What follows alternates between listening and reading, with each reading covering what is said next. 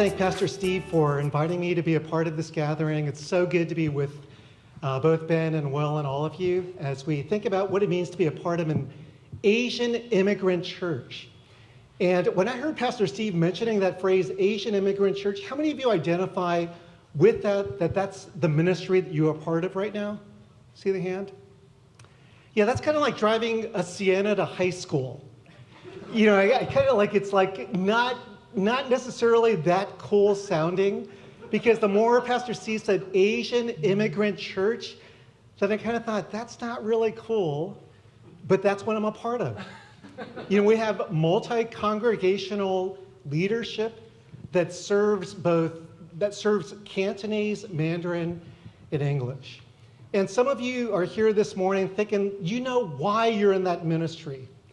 Maybe you grew up in that ministry and that's what God has burdened you with. He's given you a passion for an Asian immigrant church. And then others are saying, why? Why am I still in this church? And there are times over the course of my ministry, and I've been a pastor for 33 years now. It's hard to believe. I started when I was 12. But I've been a pastor for 33 years. And the handful of times that I've thought about leaving an Asian immigrant church, it's not over biblical issues. It's not over moral issues. It's over the issues that we wrestle with, the cultural issues. And we're thinking like, I mean, it's so hard being an Asian immigrant church. So sometimes we think, why am I still here? Because my friends are at Tesla-like churches. They're at, cooler sounding churches. They're not tethered or weighed down by immigrant concerns and values. So I'm going to share a little bit about our church, Bread of Life in Torrance. We're an older church, 55 years, established in 1967. We have 3 congregations, as I mentioned, English ministry, Mandarin, and Cantonese. We have 12 full-time staff, and virtually all of our staff, with the exception of 3, are serving within a particular congregation. So we have English staff, we have Mandarin staff, we have Cantonese staff. The 3 exceptions are youth. Will is our youth minister. We have a full-time children minister, and then we also have a preschool after-school care, so that's BOL, CCC, Bread of Life Christian Children's Center. Our 3 lead pastors serve in a remarkable setting, as Pastor Steve previewed. Our church technically allows for a senior pastor, but practically we've never had one. We've had a solo pastor, we've had 2 pastors, and for the last 10 years, we've had 3 pastors serving together. Our Mandarin pastor came in 2012. Our Cantonese pastor joined our church in 1999, and I began serving at Bread of Life Church when I was 34 years old, back in 1996. And so our church has been remarkably, I think, the recipient of God's mercy and His grace to have a tenure like ours with 3 lead pastors serving alongside of each other for this length of period. 10 years, 23, and 26 years respectively. The attendance of our church pre-pandemic, our Mandarin ministry was the largest with 350. Our English was like second with about 275, and then our Cantonese had about 160 or 170. During the pandemic, our English has come back at about 70% that level. Both our Mandarin and Cantonese ministries, they've been more kind of online worshiping, so they're at about 40%. And I think maybe for some of your churches, the immigrant ministries, as we've heard earlier, kind of more conservative, Ben was talking about, just even the returning Cantonese ministry, the facial coverings, things like that, just a slower return rate.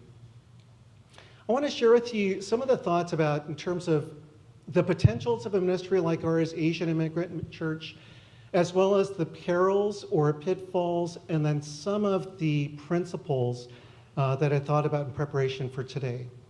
So for potentials, the first thing is the whole family can worship. And we've heard about 3 congregations. We have the kids, the parents, and the grandparents.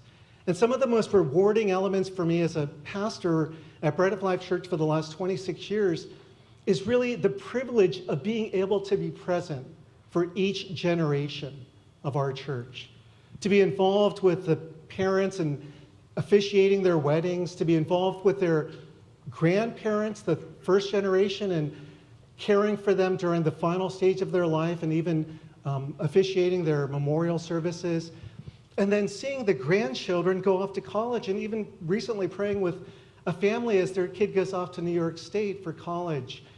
And so one of the joys that I have in a ministry like ours is just that whole family one-stop shop opportunity, where our services are 9:15 Cantonese and English, 11:15 English and Mandarin in different locations within our facility. And so you not only have kids, parents, and grandkids going to different places for worship within our campus, but you might even have spouses who worship in different languages.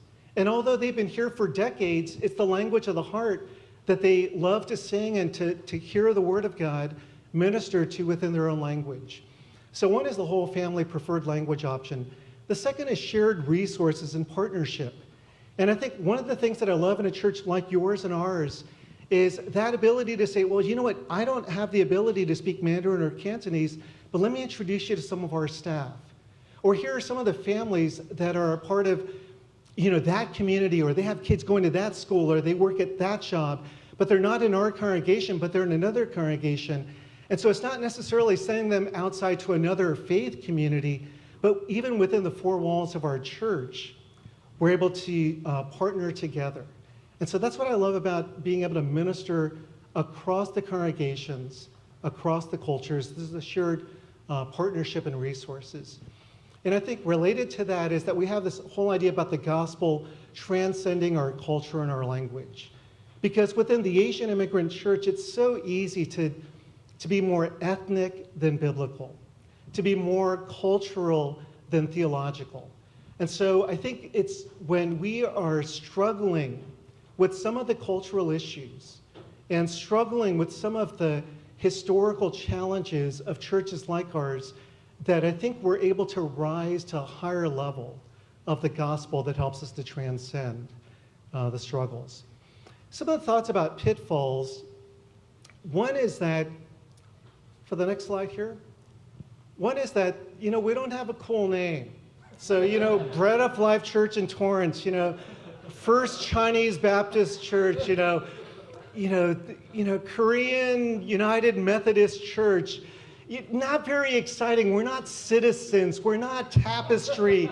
We're not Oikos. I mean, the Korean guys come up with the most creative names. Not a very cool name. The second pitfall is how we define and measure unity. Even recently, one of our staff said, we have to agree 100%. And I said, we don't have to. We can't necessarily get 100% buy-in. And so sometimes there's a difference in the way that we define unity. And I think generally, first generation will say, we got to keep on praying and fasting and seeking God's will until it's 100% agreement. Or one of the ways that we measure unity is we've got to combine events. We've got to have joint services, and I call those Passover events in our church. Because our folks they're not attracted to those things. Cultural issues could sometimes be greater than biblical ideas. And it's all about saving for the first generation. Saving face sometimes is greater than biblical standards. And it's not a blatant violation of the truth or the gospel, but culture is so much a part of who they are. Saving money, if it's not free, it's not godly. And it was so hard for us to pivot toward PushPay because it was a service that required a payment. And the fact that our board approved it was an act of God. It's slower moving. It's like a cruise ship. You don't just churn. There's a lack of nimbleness in an Asian immigrant church like yours and mine. And so it takes a lot more patience. And I say, man, if you want to grow the fruit of the Spirit, be a part of the Asian immigrant church. Because things just don't happen fast. And I appreciate what my predecessors shared up here earlier. The fact that sometimes we could be impatient and we bolt could actually be more disruptive to the body of Christ at large. Here's some principles. Unity that's flexible. It allows for differences. And so we recently had just a massive redesign of our website. And one of the principles was to keep the homepage similar, so that whether they landed on English, Mandarin, or Cantonese, there wouldn't be this dissonance of like, wow, they look like three different churches. How is it that these three lead pastors work together, rotating leadership every 2 years? In fact, they say we should be like the Trinity, and I said, don't put that on us. I mean, it is good, it's a good theological model, but we are not the Father, Son, and the Spirit. But I think one of the things that we understand is that we need to have this unity that's flexible so that while our home pages look similar, when you take a deeper dive into our respective pages, you're going to see diversity that highlights our ministries uniquely. Holiday services, we've separated our Christmas Eve services for the sake of attendance and focus. We've started separating our Good Friday services for the sake of having people come, because as long as we have these combined events, to my embarrassment, the English don't come. And so we just said, let's be practical. Even the protocols during the pandemic, I appreciated the flexibility of my other lead pastors where they've allowed the English to regather first and to shed facial coverings earlier than the other congregations. So I think it's unity that's flexible. Another thought is core qualities. I think like a good friendship and a good marriage, we need humility that's able to place the others before ourselves. We need integrity that says, you know what, at the end of the day, it's not so much that we're Asian as much as it is that we're godly and biblical. And then it takes tenacity, because, there are so many guys, I think peers in ministry, that have left the Asian Immigrant Church because they're done. And some of them are done with pastoral leadership because they've been burned. And I think there's a sense of tenacity that keeps us in place. Third is mutual give and take, and just the importance of doing that. It's not just about expecting others to give in toward us. Then another thought I had is, this came up during our preparation, just meeting with Steve and Bill and Will, is maturity of the leaders versus model of the church. And I think as a younger pastor, I'm thinking model of the church. What is the template of ministry? But now it's an older church. I think the maturity of the leadership. And it's like that analogy about the blueprints versus the on-the-field conditions. And so I think over the course of time, we could have the perfect model, but if we have immature leaders, then we think we want both, but there's going to be one that weighs more heavily than the other. And I think it's the maturity of the leadership. And as Bill was sharing, I thought, man, may God multiply the Albert Wongs in our world. I mean, that type of senior pastor that is so open-minded, that so champions the second generation ministry. And yet, isn't that the exception versus the rule? But that's an expression of character and maturity. And so we want to model that ourselves, even to those who follow us. One last passage that I thought of as I wrapped up my preparation for today. This is my family and wife, Helen, and Chris and John and Michelle and Sarah. Both of our kids graduated from college and married their college sweethearts 2 years out of college. So God has really blessed our family with a lot of Bruin love. But I thought of Ephesians chapter 4, verses 1-3. I therefore, a prisoner for the Lord, urge you to walk in a manner worthy of the calling to which you have been called. And you have been called not only to walk worthy of the gospel, but even to serve faithfully within your respective ministries. And then it's all about character, with all humility, gentleness, with patience, bearing with one another in love, eager to maintain the unity of the Spirit in the bond of peace. And I've got to confess, I'm not always eager to maintain the unity of the Spirit and the bond of peace. And that's what comes through the filling of the Spirit.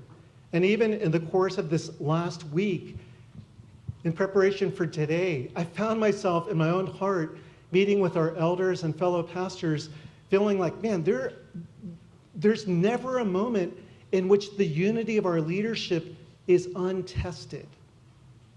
And so we've got to constantly focus on our character and even our commitment to keep the unity of the Spirit strong and healthy within our church. So thanks so much.